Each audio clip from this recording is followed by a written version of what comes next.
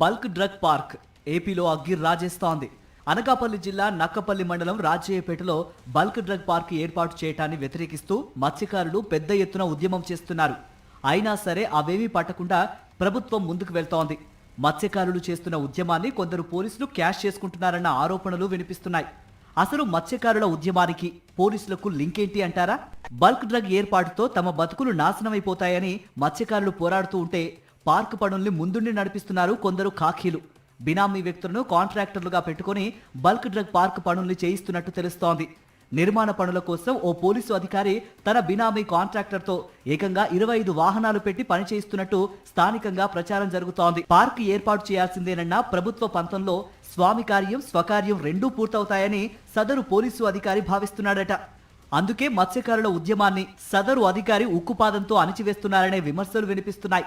పక్క జిల్లా అయిన కాకినాడ నుంచి మైనింగ్ ట్రక్కులు అక్రమంగా అనకాపల్లి జిల్లాలోకి రప్పించడం వెనుక కూడా సదరు పోలీసు ఉన్నతాధికారి హస్తం ఉందనే వాదన కూడా బలంగా వినిపిస్తోంది. సదరు పోలీసు అధికారి హోంమంత్రి అండదండలతోనే ఇక్కడ పోస్టింగ్ దక్కించుకున్నాడట.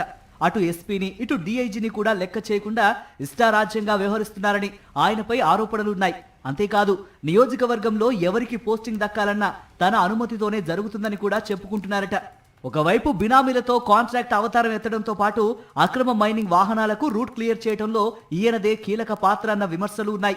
ఈ వ్యవహారాలన్నీ కొన్ని నెలల క్రితం జిల్లా పోలీస్ బాస్ తో పాటు డీఐజీ దృష్టికి కూడా వెళ్లినట్టు తెలుస్తోంది. అప్పట్లోనే చర్యలు తీసుకునేందుకు రెడీ అవ్వగా హోంమంత్రి రంగంలోకి దిగి వేటు పడకుండా కాపాడారన్న ప్రచారం ఉంది. దీంతోనే ఆ పోలీస్ ఆఫీసర్ మరింత రెచ్చిపోయి పనుల్ని చక్కబెట్టేస్తున్నారని టాక్. ఇన్ని విమర్శలు వస్తూ ఉంటే ఇప్పటికైనా సదరు అధికారిపై చర్యలు తీసుకుంటారా లేక అతని అవినీతి సంపాదనలో వాటా తీసుకుంటారో వేచి చూడాలి.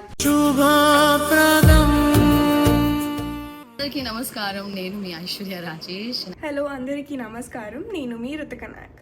మనకి ఒక మెగా ఫ్యామిలీ షాపింగ్ డెస్టినేషన్ రెడీగా ఉంది. మన Subhapradam grand shopping mall of mega family grand opening on October 17th.